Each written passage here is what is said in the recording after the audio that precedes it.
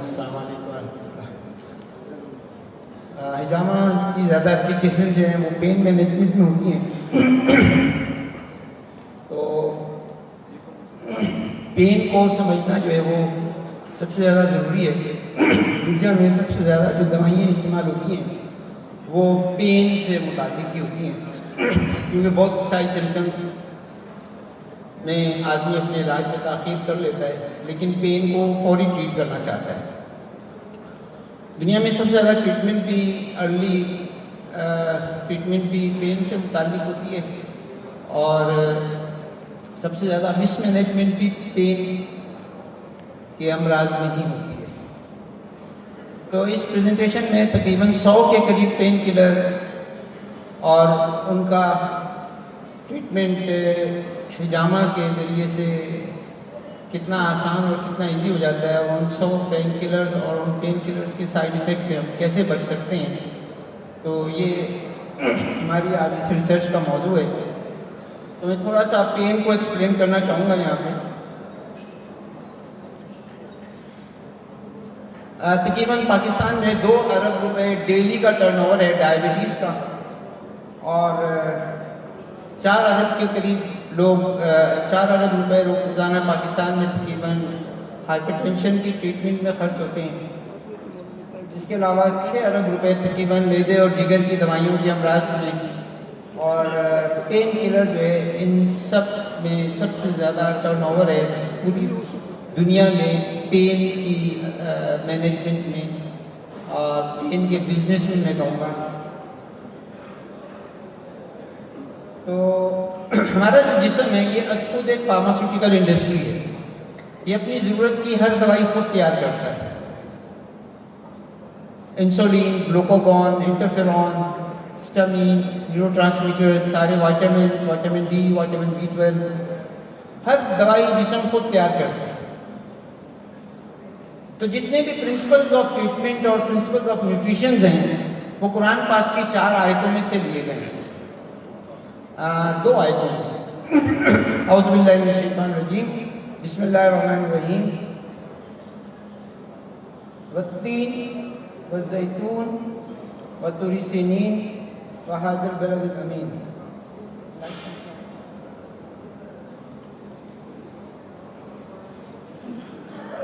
इन 4 चीज़ों को अल्लाह ताला ने जिक्र करके फरमाया, लक़द खलक़नल इंसाना फ़ी अहसनि तक़वीम।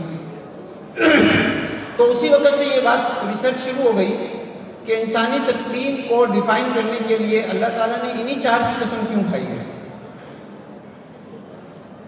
तो इन 2 आयतों में इतना कंटेंट है कि अगर मैं 5 साल भी अगर आपको सुनाऊं तो इसका कंटेंट ख़त्म नहीं होगा इन 2 आयतों का। अंजीर, जैतून, तूरी सीनीन, हादिल बलदिल अमीन। तो 2 बातों पे रिसर्च हुई कि इतनी सारी नेमतें छोड़ के अल्लाह ताला ने इंसानी तक़वीम को डिफाइन करने के लिए इन्हीं 4 को क्यों बोला, और इसी सीक्वेंस के साथ क्यों बोला। और उन्होंने इसके ऊपर किताबों की किताबें लिख डाली, और एक कंक्लूजन ये सामने आया कि इंसानी साख जो है वो इन्हीं चीज़ों से बनी है। बत्तीन, अंजीर, तो जो बेस्ट अमाइनो एसिड्स और कार्बोहाइड्रेट्स हैं, पॉलीसेक्राइड्स हैं, वो जिससे जिस्म की तश्कील हुई है वो इन्हीं 2 में पूरे के पूरे मौजूद हैं। इंसानी साख 20 अमाइनो एसिड से बनी है। सारी चीज़ों में वो बाई पार्ट्स तो मौजूद हैं, लेकिन एज ए होल अंजीर में मौजूद है। और जितने बॉडी में लिपिड्स हैं जिनको हजम करने के लिए जिगर को कोई ख़ास जहमत नहीं करनी पड़ती, वो जैतून में मौजूद है। सारी बॉडी के जितने भी लुब्रिकेंट्स हैं वो उसकी सोर्स जैतून है। तूरी सीनीन वो पहाड़ है जिस पे अल्लाह ताला ने अपनी तजल्ली डाली। अल्लाह ताला कौन है? अल्लाहु नूरुस समावाति वल अर्ज़। तो जब उस नूर की तजल्ली उस पहाड़ पर पड़ी है तो वो इलेक्ट्रोलाइट में कन्वर्ट हो गया। तो उसकी सोर्स बॉडी के जितने अर्जी मादे हैं, मिनरल्स हैं, इलेक्ट्रोलाइट्स हैं, उसकी सोर्स पे वो तूरी सीनीन। हादिल बलदिल अमीन से यहाँ मक्के की ज़मीन मुराद है, और मक्के की ज़मीन से जमजम मुराद है, 70 से 80% बॉडी कंपोज है पानी पर। तो क्योंकि इंसानी खमीर इन 4 चीज़ों से उठाया गया, इसीलिए अल्लाह ताला ने इंसानी तकवीन को डिफाइन करने के लिए इन्हीं 4 की कसम खाई। अब हिजामा में इसकी एप्लीकेशन आप आखिरी स्लाइड में देखेंगे कि हिजामा की जो टाइप्स हैं और उसमें इन आयतों का पेन मैनेजमेंट के अंदर इन कंटेंट का क्या रोल है, वो मैं कंक्लूडिंग स्लाइड में आपको एक्सप्लेन करूँगा। अब हम थोड़ा सा पेन को समझना चाहेंगे। पेन, जैसे भी मेरे 2 साथियों ने बात की कि सेल इंजरी बॉडी सेल से बनी है और सेल मेम्ब्रेन जो है जिस्म के सेल्स में जो भी चीज़ दाखिल होती है वो सेल मेम्ब्रेन के थ्रू दाखिल होती है और हर चीज़ के रिसेप्टर सेल मेम्ब्रेन पर होते हैं। सोडियम, पोटेशियम, ग्लूकोज, तमाम अद्वियात, इनके बॉडी पे सेल्स के ऊपर रिसेप्टर्स मौजूद होते हैं। अब ये सेल मेम्ब्रेन जब भी ब्रेक होगी तो रेटिनोसिस बनेगा, प्रोस्टाग्लैंडिन बनेगा, वो पेन करेगा। रॉबर्ट डॉलर कॉलर जिसको हम कहते हैं, बरम, दर्द, बुखार, जलन, सोजिश, तो ये प्रोस्टाग्लैंडिन की वजह से होती है। तो जितने भी पेन किलर हैं ये जब भी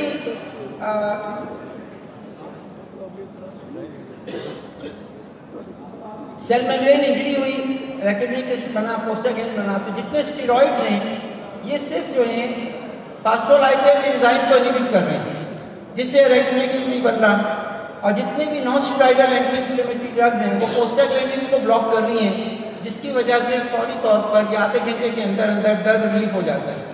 लेकिन बैकग्राउंड में सेल इंजरी कंटिन्यू है कि जब तक हम सेल इंजरी को नहीं ब्लॉक करेंगे, कोई सेल मेम्ब्रेन स्टेबलाइजर नहीं लेंगे, उस वक्त तक हमें एनसेड से या स्टेरॉइड से या एसिटामिनोफेन से अर्ली सिम्टोमेटिक रिलीफ तो मिलेगा, लेकिन पेन दोबारा 8-10 घंटे बाद दोबारा हो जाएगा। तो मरीज आगे कहेगा डॉक्टर साहब जब तक मैं आपकी दवाई खाता रहता हूँ तो मुझे रिलीफ होता है, और जैसे मैं दवाई छोड़ता हूँ मुझे पहले से ज़्यादा वरम, दर्द, बुखार हो जाता है। इसलिए कि हमने केमिकल ब्लॉकर्स तो दिए हैं, एंजाइम ब्लॉकर्स तो दिए हैं, है ना, पॉजिटिव एजेंट तो हमने पेन के रोके हैं, लेकिन जो उसकी रूट कॉज है सेल मेम्ब्रेन स्टेबलाइजर, जिस वजह से सेल इंजरी हो रही है, हमने उसको ब्लॉक करने की कोशिश नहीं की। तो मुझसे पहले जो मेरे 2 साथियों ने बात की उसका एक इनडायरेक्ट आंसर ये भी है कि हम पॉजिटिव एजेंट को, सेल मेम्ब्रेन के जो पॉजिटिव एजेंट हैं, हिजामा के ज़रिए से उनको हटा देते हैं, जिससे सेल इंजरी रुक जाती है। और जब सेल मेम्ब्रेन स्टेबलाइजर का इफेक्ट आता है तो ना हमें स्टेरॉइड देना पड़ता है, ना एनसेड फ्री मैनेजमेंट में देना पड़ता है। दूसरी जो बड़ी वजह है पेन की वो मास सेल इंजरी है। जैसे सेल मेम्ब्रेन इंजरी थी ऐसी मास सेल इंजरी है कि हिस्टामिन निकली, उसने वेज़ोडाइलेशन की, ब्रोंकोकॉन्स्ट्रिक्शन की और ऑक्सीजन की बॉडी में एब्जॉर्प्शन कम हो गई और सर्कुलेशन कम हो गई, हाइपोक्सिक कंडीशन क्रिएट हो गई और लैक्टिक एसिड अकोमोडेशन जो है वो बॉडी में बढ़ गई और इनडायरेक्टली फिर सेल इंजरी उसने क्रिएट कर दी। तो हिस्टामिन के पूरी बॉडी में रिसेप्टर्स मौजूद हैं कि ये वो यानी कि एजेंट है जिसको हम कहते हैं कि जी मौत शहरत से भी ज़्यादा करीब है, मौत आदमी के बिल्कुल करीब है। तो वो बेसिकली ये हिस्टामिन ही है कि जब ये ओवर रिलीज होती है किसी भी रिएक्शन, दवाई के रिएक्शन की सूरत में या ट्रॉमा की सूरत में, तो ये सांस की नालियों को तंग कर देती है, खून की नालियों को फैला देती है, जिससे आंखों के सामने अंधेरा आता है, चक्कर आते हैं, मरीज फेंट होता है, बेहोश होकर गिर जाता है। तो अब यहाँ पे हम हिस्टामिन के रिसेप्टर ब्लॉकर भी दे रहे हैं, H1 ब्लॉकर दे दिए, H2 ब्लॉकर दे दिए, खारिश फौरन रुक गई और जनाब किसी भी दवाई का रिएक्शन फौरी तौर पे रुक गया, नज़ला फौरी तौर पे रुक गया, सांस का फूलना फौरी तौर पे रुक गया इन H1, H2, H3 ब्लॉकर देने से। लेकिन मरीज कह रहा है कि दमादम के साथ है, दवाई खाई, थोड़ी सी चीज़ें ली, लेकिन थोड़े दिन के बाद फिर सांस फूलना शुरू हो गया, फिर खारिश शुरू हो गई। तो हमने मास सेल स्टेबलाइजर नहीं दिए, हमने सिर्फ उसकी हिस्टामिन को ब्लॉकर, हिस्टामिन ब्लॉकर्स दिए, जिसकी वजह से अर्ली सिम्टोमेटिक रिलीफ तो हुआ है, लेकिन बाद में इस एंटीहिस्टामिन की वजह से जो सेडेशन हुई हैं, जो मेमोरी लॉस हुआ है और जो ब्रेन के अंदर उसके साइड इफेक्ट्स आए हैं और बॉडी में उसके जो एडिमा हुआ है, वो उस दवाई, उस इलाज से कहीं ज़्यादा खतरनाक मरीज के लिए साबित होता है।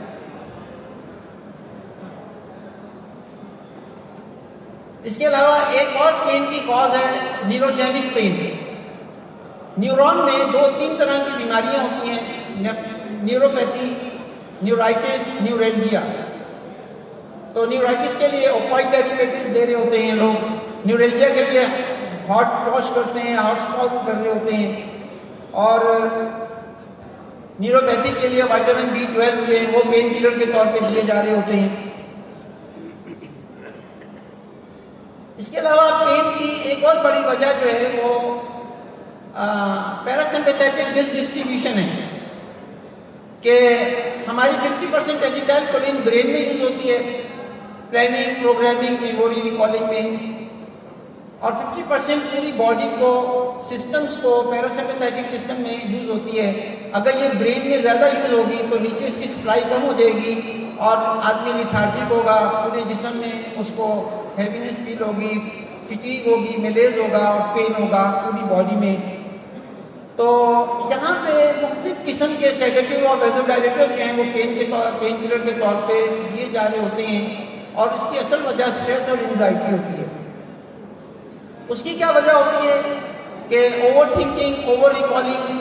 तो जब ब्रेन में ये न्यूरोट्रांसमीटर 50 के बजाय 60 या 70% यूज होता है तो नीचे बॉडी में उसकी सप्लाई मुख्तलिफ जगहों पे कम हो जाती है, जिसकी वजह से जो है वो पेन जो है वो पूरे जिस्म के अंदर फैल जाता है। तो यहाँ पे काउंसलिंग और साइकोथेरेपी जो है वो पेन किलर का काम करती है, और इस पेन को भी 1 नंबर और 55 नंबर पॉइंट के ऊपर जो हिजामा है वो इन 70 लिखा हुआ है बुक्स के अंदर कि 70 के करीब डिजीज़ का जो सोल्यूशन है वो से 55 नंबर पॉइंट पे हिजामा करना जो है वो इन सारे पैरासिम्पैथेटिक डिस्ट्रीब्यूशंस को जो है वो बैलेंस कर देता है। इसके अलावा पेन की एक बहुत बड़ी वजह जो है वो ऑटोइम्यून डिजीजेज हैं, जिसमें रूमेटॉइड आर्थराइटिस है, SLE है, DSLE है, सिस्टेमिक स्क्लेरोसिस है, और यहाँ पे एंटी मेटाबोलाइटिक ड्रग्स हैं वो पेन किलर का काम करती हैं। इसके अलावा मेटाबॉलिक डिसऑर्डर्स हैं कि हमारे जिस्म में चिकनाई का भी इस्तेहाला हो रहा है, ग्लूकोज का भी इस्तेहाला हो रहा है, और प्रोटीन्स का भी इस्तेहाला हो रहा है, सोडियम, पोटेशियम, मिनरल्स का। तो इनमें से कोई भी चीज़ जब अपनी हाइपर या हाइपर कंडीशन में होती है तो एंड रिजल्ट सेल इंजरी होता है, और उसकी वजह से बॉडी में पेन होता है। तो हम ज़्यादा मूवमेंट करें और अगर गहरे सांस ना लें तो लैक्टिक एसिड बनती है और वो सेल इंजरी करके पेन करता है। तो यहाँ पर ऑक्सीजन की इनहेलेशन डीप ब्रीथ यानी कि जो है वो पेन किलर का काम करती है। इस तरह डायबिटीज़ में कीटोएसिडोसिस है, या डायबिटीज़ के अंदर हाइपर और हाइपर कंडीशन भी जो है वो पेन करती हैं। सोडियम बहुत ज़्यादा डिस्टर्ब हो जाए या पोटेशियम बहुत ज़्यादा डिस्टर्ब हो जाए, इससे भी मस्कुलर स्पाज़्म होता है और मस्कुलर पेन शुरू हो जाते हैं। इसके अलावा vitamin B12, vitamin B2, B6 जो है न्यूराइटिस क्रिएट करते हैं, इनकी डेफिशिएंसी, और विटामिन D की डेफिशिएंसी पूरे के पूरे जिस्म में और दांत के साथ हड्डियों में भी पेन का बायस बनती है, जैसे ऑस्टियोपोरोसिस या ऑस्टियोमाइलिशिया। ये सारी की सारी चीज़ें भी सीवियर पेन क्रिएट करती हैं। जितने लोगों को भी गुर्दे फेल होते हैं, जिगर फेल होता है, इत्तेफाक से उनके जिगर और गुर्दे में 90% पेशेंट में कोई डिजीज़ नहीं होती।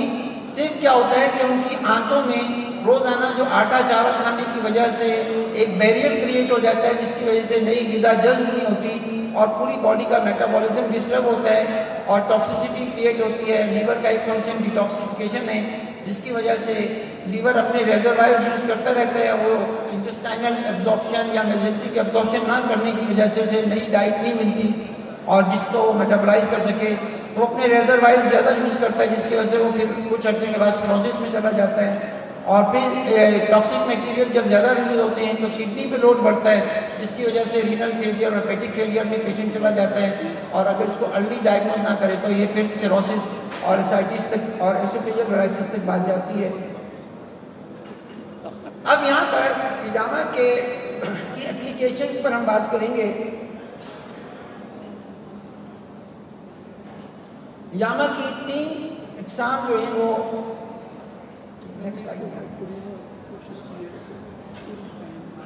सॉरी, ये जो हिजामा की स्लाइड है ये इसके नीचे मैं आपको वर्बली बता देता हूँ कि अल्लाह ताला ने हर चीज़ का एक ही रास्ता रखा है। देखने का एक रास्ता है, सुनने का एक रास्ता है, बोलने का एक रास्ता है, सोचने का एक रास्ता है। तो वो अल्लाह शिफा के 2 रास्ते क्यों बना देगा, या कामयाबी के 2 रास्ते क्यों बन जाएंगे? एक ही रास्ता है, और वो ये है कि पूरी कायनात में जितनी मूवमेंट हो रही है इसको हम तबैयात कहते हैं, फिजिक्स। और जो मूवमेंट बॉडी के अंदर हो रही है इसको हम फिजियोलॉजी कहते हैं। और जो शख्स इस फिजिक्स से फिजियोलॉजी को ठीक करना जानता है, मेंटेन करना जानता है और रिलेट करना जानता है, वो फिजिशियन कहलाता है। तबैयात, तबीयत और तबीब। लॉज ऑफ नेचर ये हैं कि पहला मौसम अल्लाह ताला ने खुश्क बनाया, जनवरी फरवरी मार्च, और जब ये खुश्की बहुत ज़्यादा बढ़ती है तो ये वेस्कुलर क्रैक्स पैदा करती है, जिससे ब्लीडिंग और लूजिंग शुरू हो जाती है, ब्लीडिंग डिसऑर्डर शुरू हो जाते हैं। तो नेचर की इस ड्राइनेस को हॉटनेस में तब्दील कर देती है कि खुश्की को गर्मी से नेचर ट्रीट कर दिया, और गर्मी जब हद से ज़्यादा बढ़ती है तो सेप्सिस शुरू हो जाता है, इन्फेक्शियस डिजीज बॉडी में शुरू हो जाते हैं, एरिस्पेलिस, टाइफाइड, फीवर्स। और जब ये हॉटनेस बॉडी में बढ़ती है तो नेचर इसको रतब मौसम ला के और मौसम में बरसात ला के हॉट डिसऑर्डर सारे ट्रीट कर देती है। यानी अगर सेल इंजरी ड्राइनेस से हो रही है तो नेचर इसको हॉट से ट्रीट कर रही है, तो हॉट जो है वो सेल मेम्ब्रेन स्टेबलाइजर का काम कर रहा है। तो तबीब क्या करता है कि ड्राई चीज़ें बंद कर देता है और हॉट चीज़ें ऑन कर देता है। तो पॉजिटिव एजेंट जो सेल इंजरी कर रहे हैं उसको ब्लॉक कर दिया, और जो थेरेपेटिक एजेंट है वो अप्लाई कर दिए। और अगर सेल इंजरी हॉट की वजह से हो रही है तो तबीब गर्म चीज़ों को मना कर देता है और रतब और बारीक चीज़ें जो है वो उसकी ऑन कर देता है। तो पॉजिटिव एजेंट सेल इंजरी और मास सेल इंजरी के ब्लॉक कर दिए, और थेरेपेटिक एजेंट और क्योरिंग एजेंट जो है वो उसने ऑन कर दिए। ये लॉजिक है परहेज और ग़िज़ा की। और अगर cell injury moist and cold की वजह से हो रही है तो तबीब जो है वो सर्द चीज़ें उसकी बंद करके और याबिस चीज़ें यानी ड्राई चीज़ें उसकी ऑन करता है। तो इससे वो चीज़ें जो बलगमी चीज़ें या सर्द चीज़ें जो सेल इंजरी कर रही थी, एडिमा कर रही थी, वो ब्लॉक हो गई, और थेरेपेटिक एजेंट जो है वो उसके ऑन हो गए। तो हम 3 तरह की कपिंग पढ़ते हैं, एक ड्राई कपिंग है, एक वेट कपिंग है, एक मसाज कपिंग है। ड्राई कपिंग का ताल्लुक सौदा से है, और सौदा एसिडिक इन नेचर है। तो जितनी एसिडिक इन नेचर डाइट्स है वो वहां ब्लॉक कर दी गई, और उसकी चेलेटिक एजेंट जो है वो ऑन कर दिए गए। तो अब ड्राई कपिंग करने की लॉजिक ये है, जैसे किसी को हाइपरयूरिसीमिया है, गाउट है, अब तबीब क्या करता है कि उसके ऊपर ड्राई कपिंग अप्लाई करता है ड्राई टेम्परेमेंट में, कि उसने नेगेटिव प्रेशर 7 मिनट के लिए वहां क्रिएट किया, तो सारा यूरिक एसिड सरफेस पे आ गया, और उसने पे हॉट स्पॉन्ज करने के जरिए ऑस्मोटिक प्रेशर के जरिए से उसका सारा हॉट स्पॉन्ज के अंदर उसके यूरिक एसिड को वहां पे सक करवा दिया। तकरीबन 2 से 3 एप्लीकेशन में क्रॉनिक से क्रॉनिक गाउट जो है वो ठीक हो सकता है, अगर इस लॉजिक के साथ पेशेंट के पेन को ट्रीट किया जाए। इसी तरह से इसकी सिम्टम्स पेशेंट को ये आते हैं कि उसको हीट इंटॉलरेंस होती है, गर्मी ज़्यादा लगती है, बर्दाश्त नहीं होती, प्यास बहुत ज़्यादा लगती है, पानी पीने से प्यास नहीं बुझती। तो अब इसमें वो ड्राई डाइट उसकी बंद, सौदावी ग़िज़ाएँ बंद कर देता है, यानी डाइट 1 2 ब्लॉक कर देता है, और डाइट 3 और 4 को ऑन कर देता है, और वो थेरेपेटिक एजेंट के तौर पे काम करती है। मास सेल स्टेबलाइजर का काम भी करती है, सेल मेम्ब्रेन स्टेबलाइजर का भी काम करती है, और पेशेंट की डिजीज रिलैप्स नहीं होती। तो सफरावी और दमवी हालतों में वेट कपिंग की जाती है, जो यहाँ पे लास्ट लाइन के अंदर शायद थोड़ा सा आपको नज़र आ रहा है, और उसमें पेशेंट जो है सफरावी हालतों में, दमवी हालतों में, देखें हिजामा की लॉजिक कहाँ से आई है कि आपने इस बात ने फरमाया कि मैं मेराज पे गया और वहाँ पे जितने लोगों पे से मैं गुजरा तबकात में से सारे फरिश्तों ने मुझे हिजामा एडवाइस किया कि अपनी उम्मत को हिजामा एडवाइस करो। अरब लोग थे, रेत पे रहते थे, ठीक है, ऊँट और बकरे ज़्यादा खाते थे और खजूरें ज़्यादा खाते थे, सफरावियत दमियत बढ़ जाती थी, और जैसे हिजामा करते थे वो हीट लॉस होता था और तबीयत बैलेंस आ जाती। तो हिजामा का एक मफहूम है हजम, यानी बैलेंसिंग करना। इन कैफियत की बैलेंसिंग सबसे अच्छी हिजामा से की जाती है। इसलिए आपने फरमाया कि तुम जितनी भी किस्म के इलाज करते हो उनमें सबसे बेहतरीन इलाज हिजामा है। अभी एक इसी होटल में एक बहुत बड़ी कॉन्फ्रेंस हुई, उसमें मेरे सामने जो मेरे सामीन थे वो तकरीबन 500 के करीब डॉक्टर्स थे, FCPS डॉक्टर्स थे। तो उन्होंने मुझे ये कह के तारुफ करके बुलाया कि जी अल्टरनेटिव मेडिसिन के लिए जो है ना ये साथ बात करें। तो मैंने अल्टरनेटिव मेडिसिन की अपने मकाले के साथ थोड़ी सी डेफिनेशन भी की उनके साथ, उनकी इंटरनल डिस्कशंस के अंदर कि what is the alternative medicine. तो मैंने उनको ये बात कही कि देखें, स्टैंडर्ड मेडिसिन को समझें पहले आप कि स्टैंडर्ड मेडिसिन क्या है, फिर अल्टरनेटिव मेडिसिन आपको समझ में आ जाएगी। हमने कहा कि इंसानी जिस्म खुद एक फार्मास्यूटिकल इंडस्ट्री है। तमाम ज़रूरत की जो दवाइयाँ हैं वो जिस्म खुद तैयार करता है, और ये जितने भी फिजियोलॉजिकल एक्शन हैं ये 37 डिग्री सेंटीग्रेड पर मेंटेन होते हैं। जैसे हमने कहा कि इंसुलिन, ग्लूकोगीन, एंटीबॉडीज, तमाम न्यूरोट्रांसमीटर्स, विटामिन्स बॉडी खुद तैयार करती है अपनी ज़रूरत के एज पर नीड, कि दिन में क्या पैदा करना है, रात में क्या पैदा करना है, सर्दी में क्या पैदा करना है, गर्मी में, तो जिस्म इसको खुद पैदा कर रहा होता है। तो वो दवाई जो जिस्म खुद पैदा करता है अपनी ज़रूरत के लिए या इलाज के लिए, उसको हम कहते हैं स्टैंडर्ड मेडिसिन। और अगर उसी इंटरफेरॉन को या उसी इंसुलिन को अगर हम किसी बायोलॉजिकली किसी और एनिमल से उसकी रिप्लेसमेंट कर लें तो ये फर्स्ट अल्टरनेटिव होगा, और अगर हम लैब में सिंथेटिकली उसको बनाएं तो ये सेकंड अल्टरनेटिव होगा। तो शिफा ना मिलने की एक वजह ये भी है कि हम लोग अल्लाह ताला की बनाई हुई चीज़ को और हज़रत सल्लल्लाहु अलैहि वसल्लम की रिकमेंडेशन को कहते हैं अल्टरनेटिव मेडिसिन, बाहुल वाला पौधे लगा, और अपनी सिंथेटिक बिजनेस बेस्ड मॉडल कहते हैं जी स्टैंडर्ड मेडिसिन। तो हम सोचे ना हमारा क्या लेवल है कि अल्लाह ताला ये बात डिक्लेयर कर रहे हैं कि अल्लाह ताला ने अकल के 100 हिस्से किए और 99 हिस्से हज़रत मोहम्मद सल्लल्लाहु अलैहि वसल्लम को अता किए, और आपके एक इशारे में क्या ताकत है कि चांद के 2 टुकड़े होते हैं। उस रिकमेंडेशन को नौजुला मिजालिक हम किसी और सेंस में लें और अपने जो 50 साल रिसर्च की बेस पे कही हुई बात को हम कहने के लिए स्टैंडर्ड, तो हमें इस बात को सोचना पड़ेगा। तो आखिर में मैं सलीमी साहब का बहुत मशहूर हूँ और इन सारे ऑर्गेनाइजर्स का बहुत ज़्यादा मशहूर हूँ, और यहाँ आपकी खिदमत में एक बात अर्ज़ करूँ कि माशाल्लाह सलीमी साहब ने एक प्लेटफॉर्म माशाल्लाह तश्कील दे दिया है नेशनल काउंसिल फॉर टिब के प्लेटफॉर्म पे वेबसाइट की सूरत में, जहाँ पर हम अपना पेशेंट्स का डाटा डालें और उसमें हमारी वो यूनिवर्सिटीज़ साथ दे रही हैं जो कि देंगी, जो कि इस सारे साइंटिफिक डाटा को किसी अच्छे जर्नल्स में या अपने जो जर्नल्स अभी हमारे बने हैं उसमें इंशाल्लाह पब्लिश भी करेंगे। तो जितने भी तबीब हज़रात हिजामा कर रहे हैं वो कोर्सेज़ अभी इंशाअल्लाह अज़ीज़ नेशनल काउंसिल फॉर टिब के प्लेटफॉर्म से करवाए जाएंगे, और हर काउंसिल की मीटिंग में माशाल्लाह सलीमी साहब जो हैं वो कोई ना कोई शॉर्ट कोर्स जो है वो इंट्रोड्यूस करा रहे हैं, और जो रेजिमेंटल थेरेपी के हमारे 36 चैप्टर क्लोज हो चुके थे जिनको कोई पूछता नहीं था, धीरे धीरे वो माशाल्लाह अप्रूव होते चले जा रहे हैं, और उनके असातिज़ा का भी इंतज़ाम और उनकी ट्रेनिंग का इंतज़ाम भी काउंसिल कर रही है। मैं एक दफ़ा बहुत ज़्यादा फिर शुक्रगुजार हूँ कि आप लोगों ने हमें मौका दिया और इतना बेहतरीन इवेंट जो है वो प्लान किया। बहुत शुक्रिया। अस्सलाम वालेकुम।